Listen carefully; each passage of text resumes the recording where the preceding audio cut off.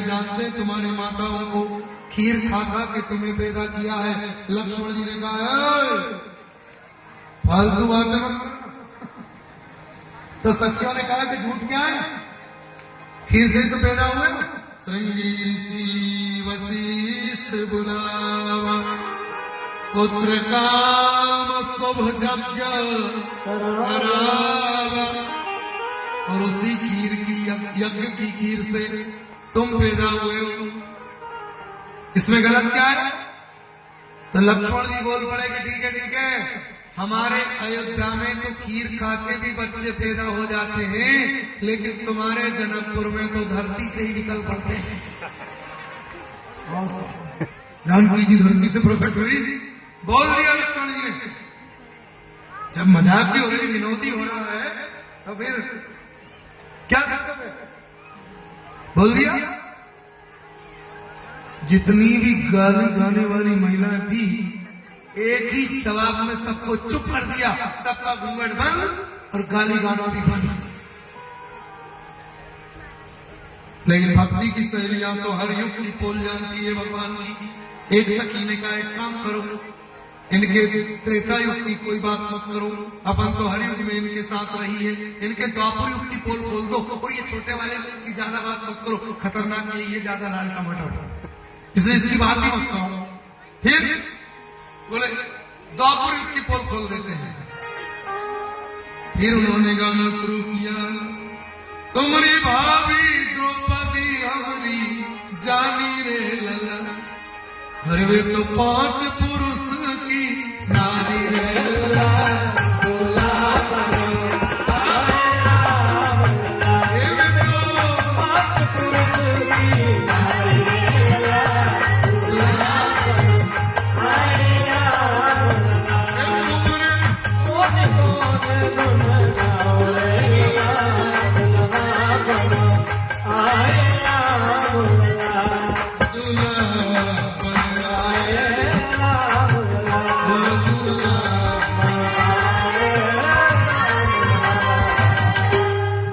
लक्ष्मण जी ने सोचा कि ये डिपार्टमेंट हमारा है ही नहीं, ये भाई साहब का विभाग है, वे जाने उसका काम, उनका काम जाने, अपने को कुछ बोलना ही नहीं।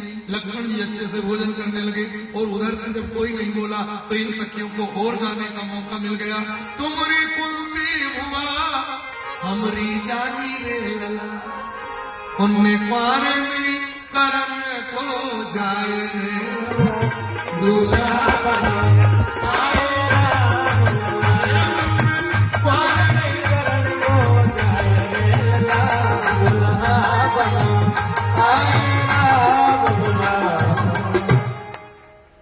जानते हैं तुम्हारी बुआ को बड़े अच्छे खानदान के हो, उनने मारे मेरी करण को जाए लगा।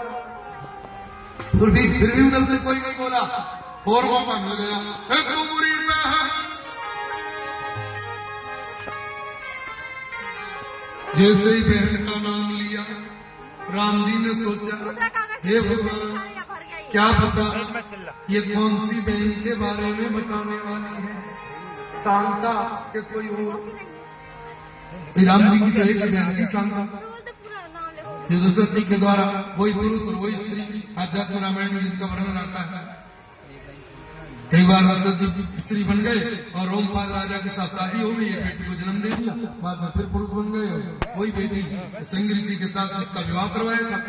तो जैसे ही इधर से सखियों ने कहा, और तुम्हारी बहन सुभद्रा हमरी जानी रे लला, वे तो अर्जुन के संग भागी रे लला।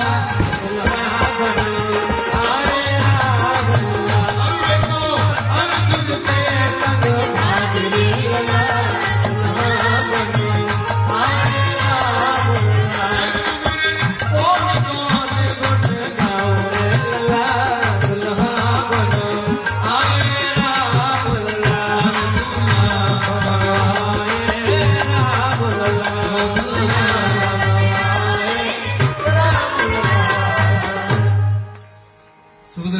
बारे में कह दिया, और मैं तो अर्जुन के संग भागी रे, क्योंकि सुभद्रा बहन का विवाह बलराम भैया दुर्योधन के साथ कराना चाहते थे और कृष्ण भगवान नहीं चाहते थे कि दुर्योधन के साथ हमारी बहन का विवाह हो। इसलिए संत का वेश बनाकर अर्जुन को बुलाया और भगवान श्री कृष्ण ने योजना के अनुसार सुभद्रा को अर्जुन जी के साथ भगा दिया। अब पीछा किया बलराम जी ने, साथ में कन्हैया भी, लेकिन देखा क्या कि रथ चला रही है सुभद्रा और युद्ध करने के लिए बलराम भैया और कृष्ण भगवान की सेना के साथ युद्ध करने के लिए अर्जुन ने अपना कमान उठा ली और रथ की बागडोर किसने संभाली? सुभद्रा ने। जैसे ही दोनों तरफ से तीर चलने वाले थे, कन्हैया ने कहा, दाऊ भैया लड़ाई शुरू करने से पहले एक बात तो देख लो। क्या? बोले रथ कौन चला रहा है? बलराम भैया ने ठीक से देखा तो रथ चला रही थी सुभद्रा बहन जी। तो भगवान श्री कृष्ण ने कहा कि वो महात्मा बना अर्जुन अपनी बहन को भगा के नहीं ले जा रहा है। भाई साहब, मुझे तो ऐसा लग रहा है कि बहन जी अर्जुन को भगा के ले जा रहे हैं।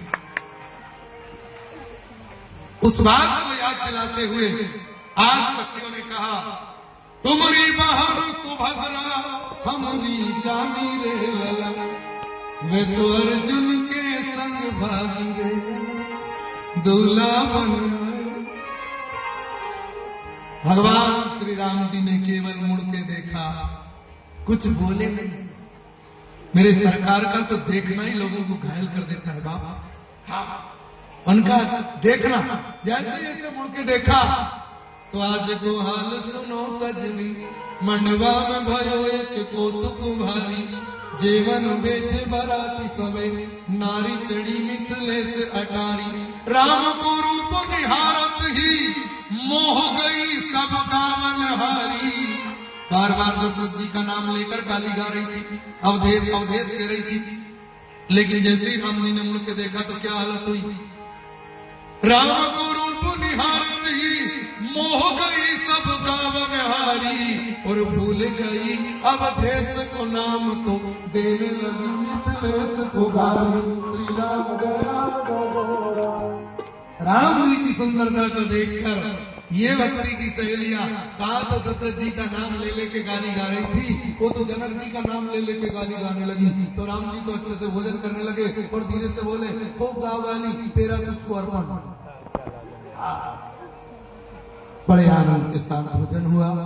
मैं कथा बोलूंगा तो रात भर राम विवाह की कथा पूरी नहीं होगी, क्योंकि वहां तो बारात 6 महीने रुकी थी और उस 6 महीने की बारात का वर्णन करूं तो कम से कम 6 दिन तो लग जाए, क्योंकि एक आध बार तो हम कहीं राम विवाह पर ही 9 दिन तक बोले, केवल राम विवाह की कथा 9 दिन तक करी राजस्थान में। इसलिए हरि अनंत हरि कथा अनंता, कहई सुनई बहुविधि सब संता। भगवान की कथा अनंत है, भगवान के गुण रूप अनंत है, अनेक प्रकार से संत भगवान की कथा कहते हैं। इन सप्तदिशीय श्रीमद राम में जितने भी लोगों ने, मैं बिना नाम लिए कह दूं, तन का, मन का, धन का सहयोग दिया, मैं धर्म मन से, चूंकि भगवान महाकाल की नगरी उज्जैन का प्रतिनिधित्व करता हूं, तो उनके प्रतिनिधि के रूप में इस धर्म मन से मैं आप सब लोगों को बहुत बहुत साधुवाद, धन्यवाद, आशीर्वाद देना चाहता हूं। भगवान आपको आनंद में रखे। यह आयोजन भगवान की कृपा से आयोजित हुआ है। मैं विगत 5-6 वर्ष से बीकानेर में शिवरात्रि के अवसर पर कथा गाने जाता हूं, लेकिन इस बार क्या पता नागेश्वर महादेव का ही मन था कि उन्हें कथा सुननी थी और वहां का कार्यक्रम निरस्त हुआ और डॉक्टर मिश्रा साहब से मिलना हुआ, पटेल साहब से मिलना हुआ, बड़गैया जी से मिलना हुआ और नीरज भी हमें जब हम यहाँ से जा रहे थे तो मिले थे यात्रा पर, और इन सब लोगों ने मिलकर इस सुंदर से आयोजन को आयोजित किया। मैं बिना नाम लिए आप सभी लोगों को बहुत बहुत साधुवाद धन्यवाद देना चाहता हूँ। एक सूचना कर दूं, 1 दिसंबर से 9 दिसंबर तक मैं श्रीलंका में, जहाँ जानकी जी अशोक वाटिका में रही थी, वहाँ राम कथा गाने जा रहा हूँ। अपने हिंदुस्तान से 400 लोग दिल्ली और पंजाब के जा रहे हैं और वो वहाँ अशोक वाटिका में कथा करा रहे हैं। किसी भक्त को यदि श्रीलंका में चल के भगवान की कथा अशोक वाटिका में सुननी हो तो वे अपना पासपोर्ट तैयार करवा के और प्रारंभ में 5,000 रुपए पासपोर्ट के साथ भेज देंगे दिल्ली। हम जो पता बताएंगे वहाँ, ताकि आपका वीजा तैयार हो जाएगा और उसके बाद आप वहाँ कथा सुनने के लिए जब चलेंगे तो 40,000 रुपये आपका और लगेगा। वहाँ प्लेन का किराया, वहाँ के होटल का रहने का, भोजन का सारा एक पैकेज है। उसका टोटल खर्च 45,000 रुपये का है। किसी भक्त का मन करे कि हम वहाँ विदेश में जाकर श्रीलंका में अशोक वाटिका में जाकर कथा सुने, तो आप डॉक्टर मिश्रा के यहाँ संपर्क बना सकते हैं।